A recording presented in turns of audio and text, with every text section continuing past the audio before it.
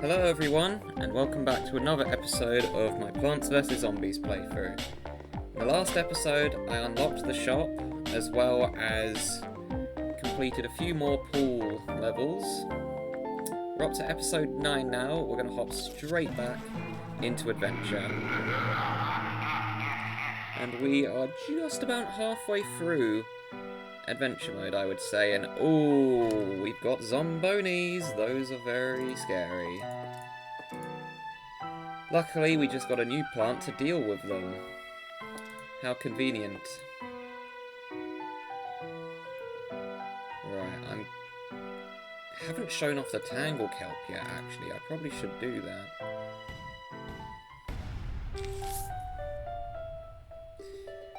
I don't know why, I keep picking it, but I just haven't used it, even though I've had plenty of opportunity to do so.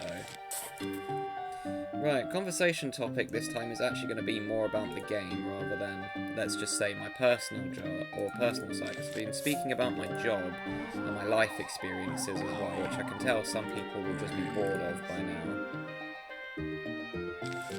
Let's talk about tower defense games, and how this game pretty much revolutionized a genre.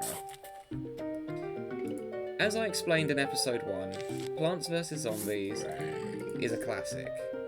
It is one of the first ever, if not the first ever, tower defense game that we got. It's a pretty simple the concept of the game is pretty simple. You have to basically stop the zombies from getting to your house. If they get to your house, you lose the game.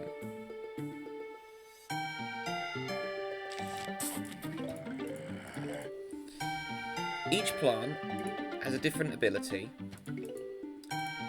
as well as a different skill. Some plants are offensive, some are defensive, and some are just for farming.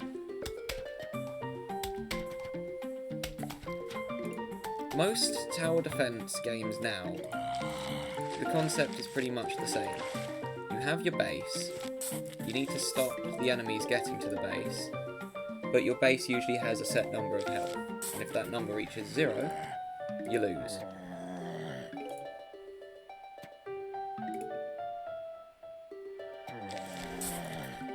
Now this game, when it first came out, was pretty much under the radar, because it was back in the mid-2000s, where people didn't really want to spend a lot of money for games.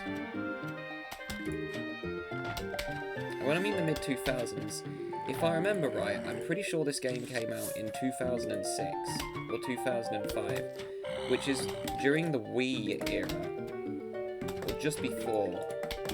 We didn't have the Switch then, we didn't have Xbox One or PS4, we didn't even have the PS3 by then, I don't think.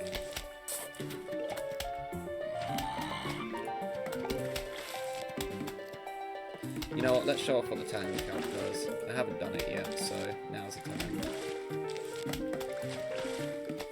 But the thing that makes this game so good, and why it still holds up today, is just because of how relaxing it is. It's a very easy game, I'm not going to deny that, but sometimes easy games can be more fun, just because it's a nice game you can relax to.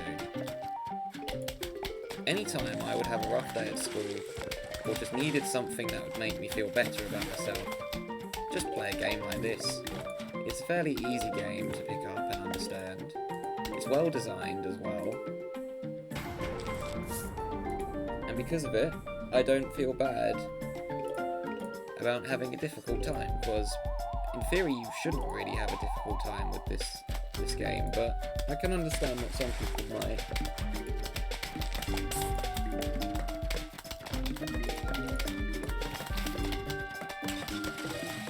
Now there's the Zomboni. So the Zomboni will leave an ice trail. I'm actually going to try and show off what happens when it leaves an ice trail. And I wouldn't usually recommend this. I'm hoping, and if you look, you can't plant on an ice trail. I'm hoping though we'll get to see what happens.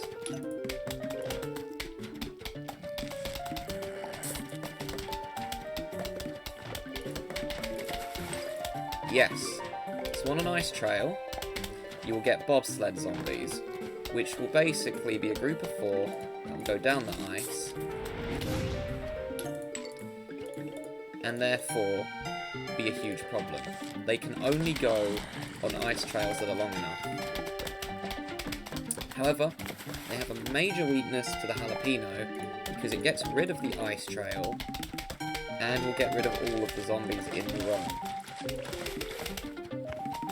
I wanted to show what they did though, and I would not recommend deliberately letting an ice trail go on your lawn, because if you have several ice trails on your lawn, well, you're just going to keep getting bobsled zombies, and bobsled zombies can be very annoying to deal with. And if not dealt with appropriately, you're going to be in a very bad situation. That is why the jalapeno is one of the most useful plants in the game, because it's a direct counter to not just zombonis, but the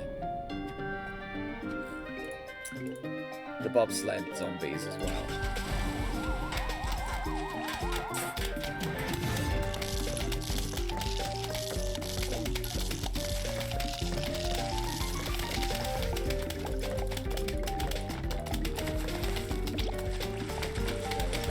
Using my plants properly this time.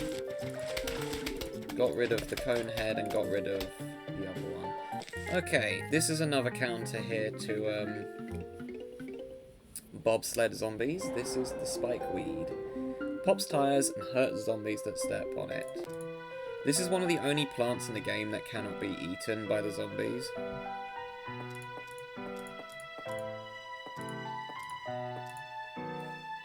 But this one here is very useful as well. I'm actually not going to use the cow this time. And the rake isn't permanent, by the way. This is the last time that we'll get to see it for a while. I will not be buying another one. Just because I know it's only 200 and it lasts 3 levels, but the thing is, I do want to try and buy all of the premium plants. And when I mean premium, I mean the ones in Crazy Base Shop. Now, it's a very good thing that this game was made in 2006 or whenever it was. Because there's a very high chance if this game was made today, you would probably have had to pay real money for those premium plants in there.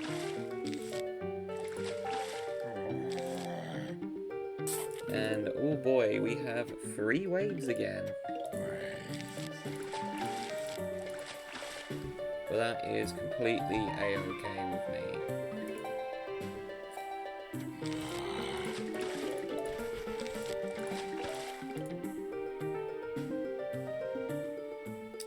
Now, spikeweed, instead of being a plant that gets eaten by zombies, you basically put it down and the zombies will step on top of it and they will take damage.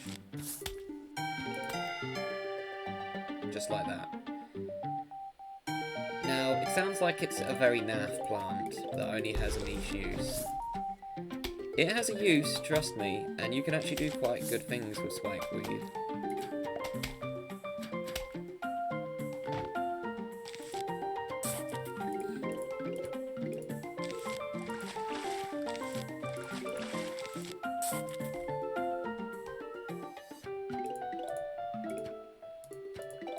But you've just got to know how to use it properly. Because if you don't, well, let's just say that it's very easy for it to go horribly wrong. Because if you rely heavily on spikeweed and only put spikeweed down, you're not going to get anywhere. It can't get rid of a cone head, even if every tile on the lawn was just spikeweed. Or I think it can actually, but just barely.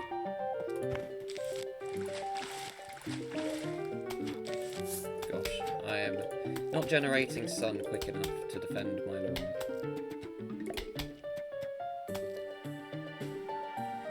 But you basically want to just put it in front of a walnut, because then the zombies will be stuck and they will be taking damage. So that way it just ends a lot better for you.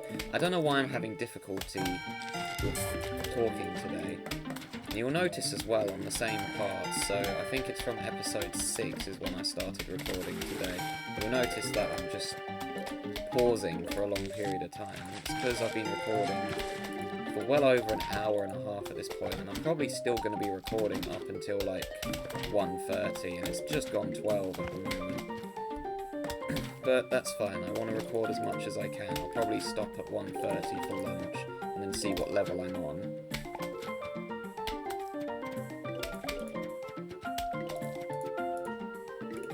Let's start putting more spikeweed down because we're probably going to get a Zomboni soon.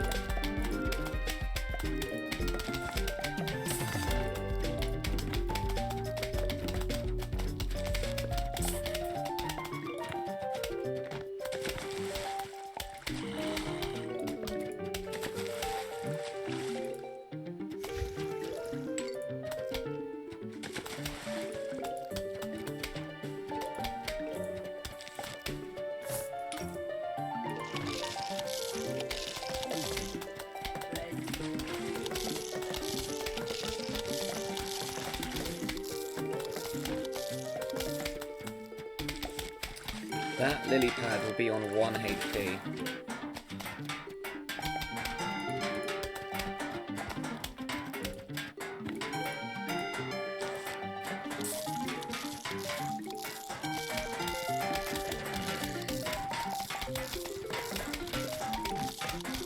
I also noticed on the first episode, when I watched it back, that the game audio was a bit louder, so I've turned it down since episode 2, and it just sounds a bit better.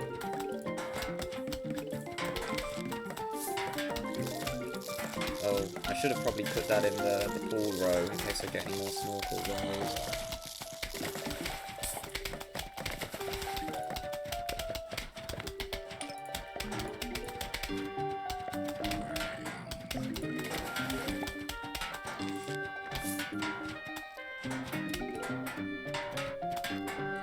This might be the last one I can do this episode, actually.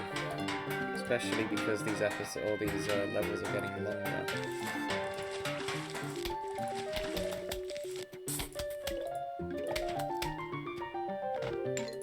So I'm only at the second wave, and I reckon this one will still take me another 5 minutes just to finish, because I am trying to keep it to 20-minute videos.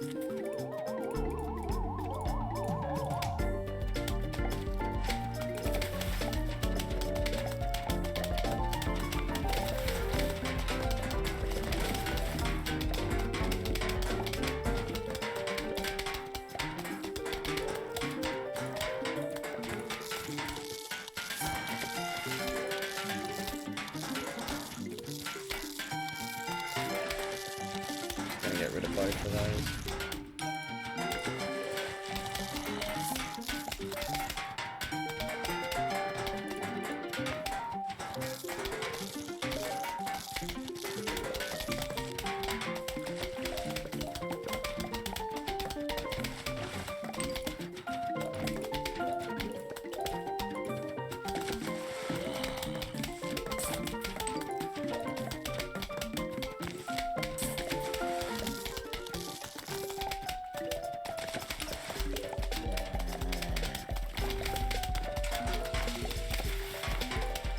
There we have it. Instantly dead. Oh gosh, that walnut's very close to being dead as well. But yeah, spikeweed is basically a direct counter for Zombonis. They can't even get on screen.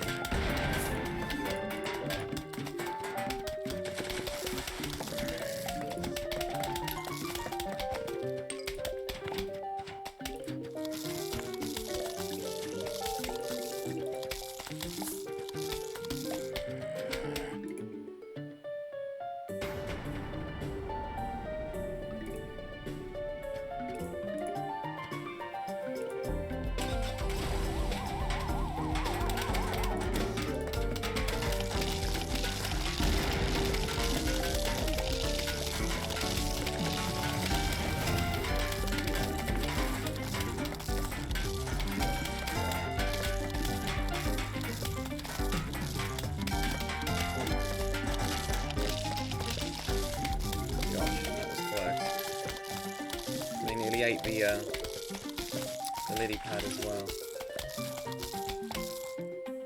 Ah, here we go. Here's one of my favourite plants. We're up to 15 minutes. I'm going to call it for now. So thank you all so much for watching. And next time we shall get to show off the torchwood. See you guys then.